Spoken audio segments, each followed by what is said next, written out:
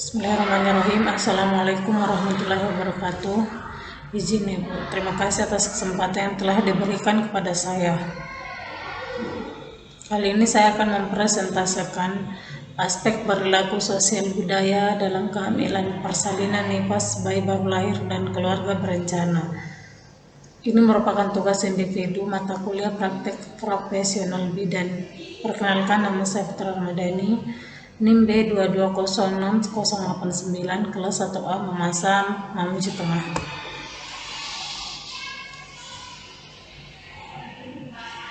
Contoh aspek perilaku pada masa kehamilan. Yang pertama, tidak boleh mengkonsumsi daun kelor pada saat hamil karena mengakibatkan pengentalan lendir yang keluar pada saat bersalin. Yang kedua, tidak boleh mengalungkan handuk pada saat sebelum atau setelah mandi karena mengakibatkan belitan tali pusar.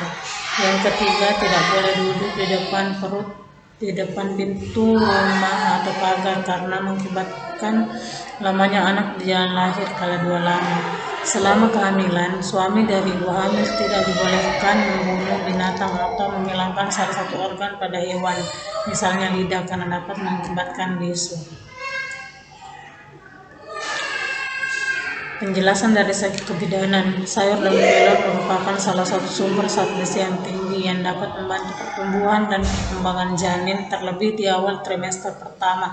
Dengan tercukupinya asupan zat besi ibu hamil diharapkan dapat mengurangi angka kejadian anemia, bayi dengan berat badan lahir rendah dan stunting.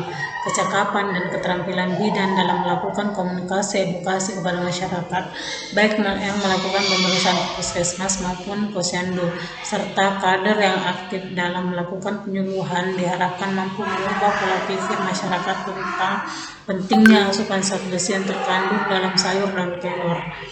Yang kedua, dari sisi kebidanan, lilitan tali pusar memiliki banyak faktor, diantaranya sebagai berikut. Pergerakan janin dalam kandungan. Semakin bertambah usia kehamilan, maka janin akan semakin aktif bergerak. Itulah yang dapat membuat janin terlilit tali pusar. Yang kedua, memiliki jumlah jeli Wharton yang sedikit.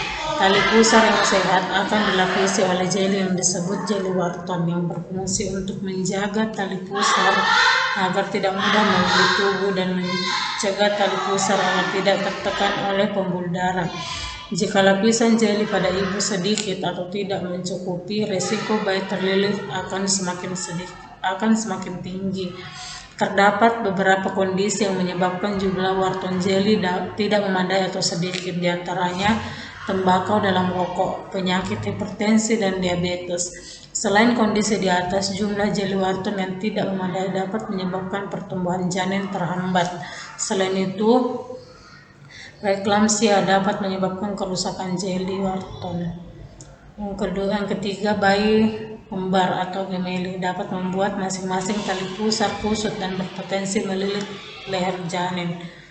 Yang keempat, tali pusar yang terlalu panjang. Ukuran tali pusar yang normal 50-60 cm, tetapi tidak menutup kemungkinan ada beberapa bayi yang memiliki ukuran tali pusar yang lebih panjang dan beresiko melilit leher. Yang ketiga, terdapat beberapa penyebab kala dua lama, diantaranya jumlah paritas ibu. Semakin banyak jumlah bayi yang telah dilahirkan oleh ibu, maka secara progresif kala dua akan lebih lama, diduga akibat keletihan pada otot-otot uterus. Yang kedua, umur ibu.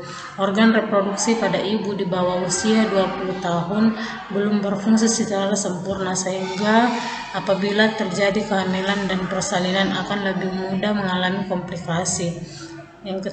Faktor risiko untuk persalinan sulit pada ibu yang belum pernah melahirkan pada kelompok umur ibu di bawah 20 tahun. Dan yang ketiga, berat badan janin. Berat badan janin yang relatif lebih besar, lebih dari 4.000 gram, memiliki kesukaran yang ditimbulkan dalam persalinan adalah karena besarnya kepala atau bahu.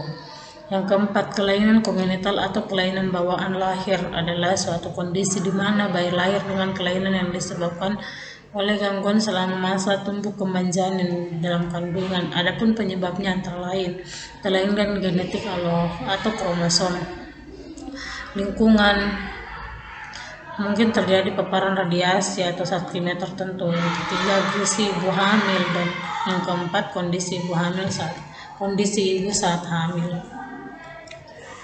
Masyarakat yang menggunakan beragam budaya yang jika ditinjau secara kedokteran tidak memiliki manfaat bagi kehamilan, bahkan terkadang budaya yang turun temurun dilakukan memiliki resiko yang bisa membahayakan bagi ibu hamil.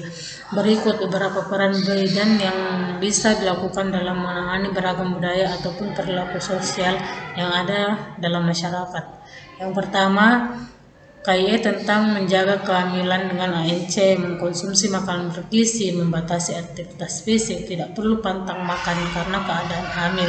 Justru lebih dibutuhkan pola makan yang sehat dan bergizi untuk mensuplai makanan bagi ibu dan bayi.